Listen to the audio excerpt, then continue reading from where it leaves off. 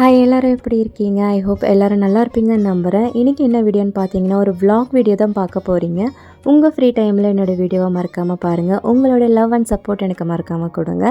இன்றைக்கி எங்களுடைய வெட்டிங் ஆனிவர்சரினால் பக்கத்தில் இருக்கிற சிவன் கோயிலுக்கு தான் வந்திருந்தோம். எங்களுக்கு மேரேஜே இது 6வது வருஷம். இப்போ தான் கல்யாணம் ஆன மாதிரி இருக்குது. அண்ட் இவ்வளோ சீக்கிரமாக 6 வருஷம் நாங்கள் க்ராஸ் பண்ணி வந்துட்டோன்றது எங்களுக்கே ஷாக்காக இருக்குது. நாள் சீக்கிரமாக ஓடிட்டே இருக்குது. அண்ட் லாஸ்ட் இயர் பார்த்தீங்கன்னா 5th இயர் ஆனிவர்சரிக்கு நாங்கள் எதுவுமே செலிப்ரேட் பண்ணவே இல்லை. ஏன்னா குழந்தைக்கு உடம்பு சரியில்லை. அண்ட் என்னுடைய ஹஸ்பண்டுக்குமே ஆஃபீஸ் இருந்ததுனால அந்த டே அப்படியே போயிடுச்சு.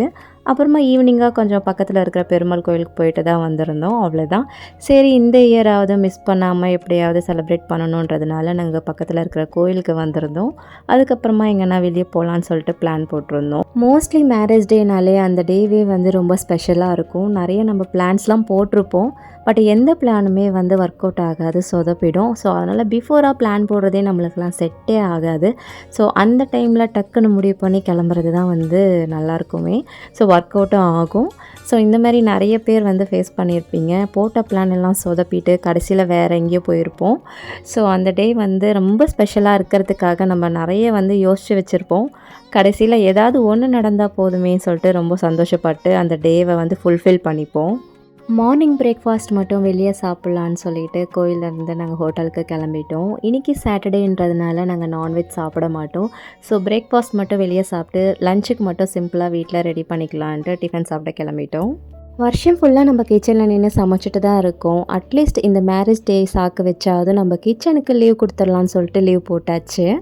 ஈவினிங்காக டிமாண்டி காலனி மூவி போகலான்னு சொல்லிவிட்டு என்னோடய பையனுக்கு அதில் இருக்க கொஞ்சம் சீன்ஸ் எல்லாம் காமிச்சிட்டு இருந்தார். இல்லைன்னா நேரில் வந்தால் கொஞ்சம் பயந்துருவான். சரி, அவங்கக்கிட்ட கேட்டுட்டு தான் நாங்கள் டிக்கெட்டே புக் பண்ணியிருந்தோம். பிரேக்ஃபாஸ்ட்டுக்கு கீ தோசையும் பூரியும் தான் வாங்கி ஷேர் பண்ணி சாப்பிட்டுட்டு இருந்தோம். சின்ன வயசுலேருந்தே எந்த ஹோட்டல் போனாலுமே முதல்ல ஆர்டர் பண்ணி சாப்பிட்றது ஒரு பிளெயின் தோசை. இப்போ தான் கீ தோசைலாம் சாப்பிட்றோம். பட் வீட்லேயுமே நம்ம தோசை தான் சுட்டு சாப்பிட்றோம்.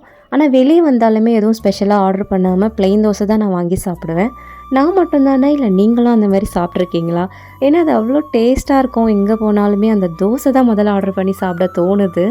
என்னோடய பையன் ரொம்ப நாளாக டபுள் சைட் பாக்ஸ் வேணும்னு சொல்லிட்டு அடம்பூச்சி கேட்டுகிட்டே இருந்தான். சரி, போகிறப்போ வாங்கிக்கலாம்னு சொல்லிட்டு கூட்டிகிட்டு அவனுக்கு பிடிச்ச மாதிரியே வாங்கிக்கிட்டான். அப்படி போகிற வழியில் ஒரு ஃப்ரெஷ் ஜூஸ் குடிச்சிட்டு போகலான்ட்டு கடைக்கு வந்திருந்தோம்.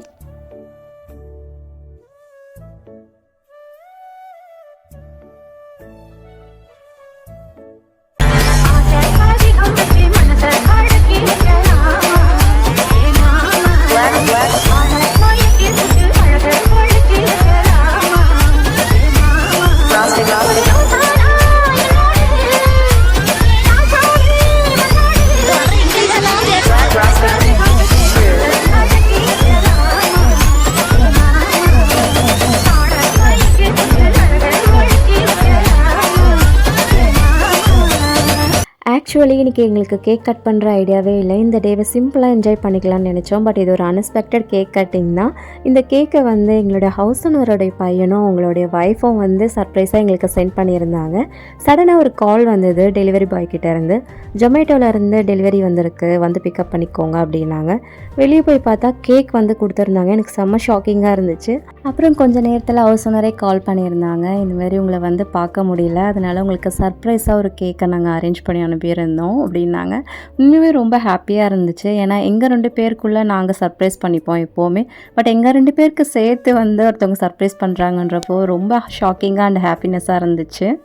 இந்த மாதிரி ஆளுங்க தான் உலகத்தில் ரொம்ப கம்மியாக இருப்பாங்க. அடுத்தவங்களை சந்தோஷப்படுத்தி பார்த்து இவங்க சந்தோஷப்படுறது. ஸோ நிறைய பேருக்கு அந்த மாதிரி ஒரு இது கிடைக்காது. எங்களுக்காக நீங்கள் டைம் எடுத்து சர்ப்ரைஸாக கேக் அனுப்பியிருக்கீங்க. ரொம்ப ரொம்ப தேங்க்ஸ். நாங்கள் உண்மையாகவே எதிர்பார்க்கவே இல்லை. ரொம்ப ரொம்ப அன்எக்ஸ்பெக்டடாக இருந்துச்சு. Thank you so much. மூவிக்கும் கிளம்பி வந்தாச்சு. மூவி ஸ்டார்ட் ஆகிறதுக்குள்ளே கொஞ்சம் ஸ்நாக்ஸ்லாம் வாங்கி வச்சு சாப்பிட்டுட்டே பார்க்கலான்னு வாங்கியிருந்தோம். அண்ட் இன்டர்வலுக்கு அப்புறமா வாங்குகிற ஸ்நாக்ஸ் அவ்வளோ இன்ட்ரெஸ்ட் இருக்காது எங்களுக்கு. ஸ்டார்டிங்கே வாங்கி வச்சு கொஞ்சம் கொஞ்சமாக சாப்பிட்டுட்டே இன்ட்ரெஸ்ட்டாக பார்ப்போம். யாரெல்லாம் இந்த மாதிரி பண்ணியிருக்கீங்கன்னு மறக்காமல் சொல்லுங்கள். அண்ட் இன்டர்வலுக்கு அப்புறமா ரீஃபில் பண்ணுறதுக்காக தான் வந்திருந்தோம். கொஞ்சம் பாப்கார்னோ பெப்சியோ வாங்கிட்டு போயிருந்தோம்.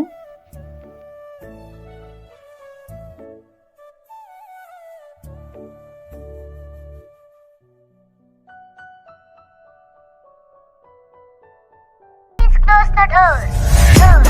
Close.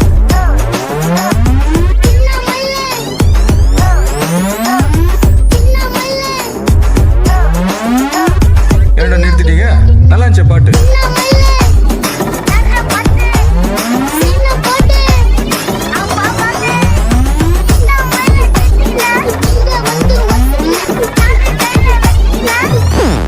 பங்கமா மாட்டியா டிமாண்டி காலனி மூவி பார்த்தீங்கன்னா 8 இயர்ஸ் பேக்காக சம்திங் பார்த்துருந்தேன் நான். நல்லா த்ரில்லிங்காக சூப்பராக இருந்துச்சு.